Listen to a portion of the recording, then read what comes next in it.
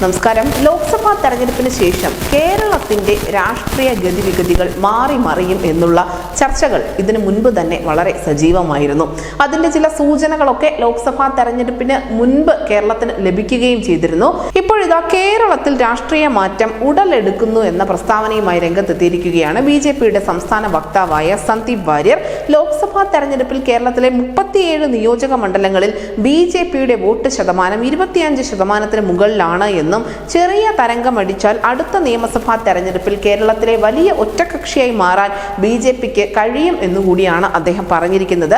സന്ദീപ് വാര്യർ ഇത് വെറുതെ പറയുകയല്ല, അദ്ദേഹം കൃത്യമായ കണക്കുകൾ നിരത്തിക്കൊണ്ടാണ് ഈ ഒരു പ്രസ്താവനയെ സാധൂകരിക്കുന്നത്.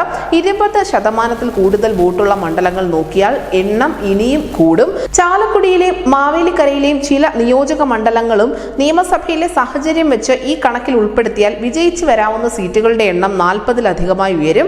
എന്നാൽ ഈ കണക്ക് ഒരു മാധ്യമങ്ങളും പറയാതെ ഒളിച്ചു വെക്കുകയാണ് എന്നുകൂടി അദ്ദേഹം പറയുന്നുണ്ട്. തിരുവനന്തപുരം, തൃശൂർ കോർപ്പറേഷനുകൾ, 25-ലധികം മുനിസിപ്പാലിറ്റികൾ, 100-ലധികം ഗ്രാമപഞ്ചായത്തുകൾ എന്നിവയിലും അടുത്ത തദ്ദേശ സ്വയംഭരണ തെരഞ്ഞെടുപ്പിൽ ബിജെപി അധികാരത്തിലെത്തുമെന്നുകൂടി സന്ദീപ് വാര്യർ പറയുന്നു. അതിലേറെ സ്ഥലങ്ങളിൽ പ്രധാന പ്രതിപക്ഷമായി ബിജെപി മാറുമെന്നുകൂടി അദ്ദേഹം പറയുന്നുണ്ട്. കഴിഞ്ഞ തവണ CPM-ന്റെ സഹായത്തോടെ കഷ്ടിച്ചാണ് പാലക്കാട് നിയമസഭാ തെരഞ്ഞെടുപ്പിൽ ഷാഫി പറമ്പിൽ വിജയിച്ചതെന്ന ആരോപണം കൂടി അദ്ദേഹം ഉയർത്തിയിട്ടുണ്ട്. ആവേശഭരിതരായ പാലക്കാട്ടെ വോട്ടർമാർ ഇത്തവണ അതിനെല്ലാം മറികടക്കും.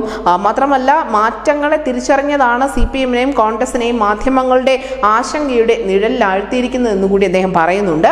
പ്രിയങ്കയെ കണ്ടാൽ ഇന്ദിരയെ പോലെ ഉണ്ട് എന്ന പൈങ്കിളിയുമായി കോൺഗ്രസിനെ പരിപോഷിപ്പിക്കാൻ ഇറങ്ങിയവരിൽ ഇടത് മാധ്യമ പ്രവർത്തകർ വരെ ഉണ്ട് എന്നും ഇടതിന്റെ പണി കഴിഞ്ഞെന്ന് അവർക്ക് ബോധ്യപ്പെട്ടതുകൊണ്ടാണ് ഇതെന്നും അദ്ദേഹം കുറിപ്പിൽ പറയുന്നു.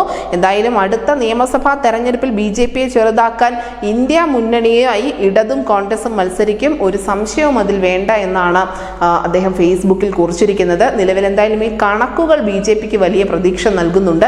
ലോക്സഭാ തെരഞ്ഞെടുപ്പിൽ ഒരു സീറ്റിൽ മാത്രമേ വിജയിക്കാൻ സാധിച്ചുള്ളൂ എങ്കിൽ പോലും പല ഇടങ്ങളിലും ബിജെപിയുടെ വോട്ട് വിഹിതം വർദ്ധിക്കുന്ന ഒരു കാഴ്ച നമ്മൾ കണ്ടതാണ്. നമുക്കറിയാം, UDF-നെ സംബന്ധിച്ച് വോട്ട് വിഹിതം കുറയുകയാണ് ഉണ്ടായത്. LDF-നും അതുപോലെ തന്നെ നേരിയ ഒരു മുന്നേറ്റം ഉണ്ടെങ്കിൽ പോലും ഒരിടത്ത് മാത്രമേ അവർക്ക് വിജയിക്കാൻ സാധിച്ചുള്ളൂ. അതേസമയം ബിജെപി മാത്രമാണ് സ്ഥിരതയുള്ള ഒരു വളർച്ച കേരള രാഷ്ട്രീയത്തിൽ കൈവരിച്ചുകൊണ്ടിരിക്കുന്നത്. അതിന് കൃത്യമായ കണക്കുകളുണ്ട്. ലോക്സഭാ തെരഞ്ഞെടുപ്പ് നൽകുന്ന പാഠം അത് തന്നെയാണ്. കൂടുതൽ അധ്വാനിച്ചാൽ അല്ലെങ്കിൽ കൂടുതൽ ഊർജ്ജസ്വലതയോടുകൂടി പ്രവർത്തിച്ചാൽ, കേരളത്തിലെ രാഷ്ട്രീയ സാഹചര്യം അറിഞ്ഞ് പ്രവർത്തിച്ചാൽ തീർച്ചയായും ഇവിടെ മുന്നേറ്റം ഉണ്ടാക്കാൻ സാധിക്കുമെന്ന് ബിജെപിക്ക് ബോധ്യമായിരിക്കുന്നു. അതിന്റെ ഏറ്റവും ഒടുവിലത്തെ ഉദാഹരണമാണ് ഇപ്പോൾ സന്ദീപ് വാര്യർ പങ്കുവച്ചിരിക്കുന്ന ഈ കുറിപ്പ് പോലും. News desk, inside Malayalam.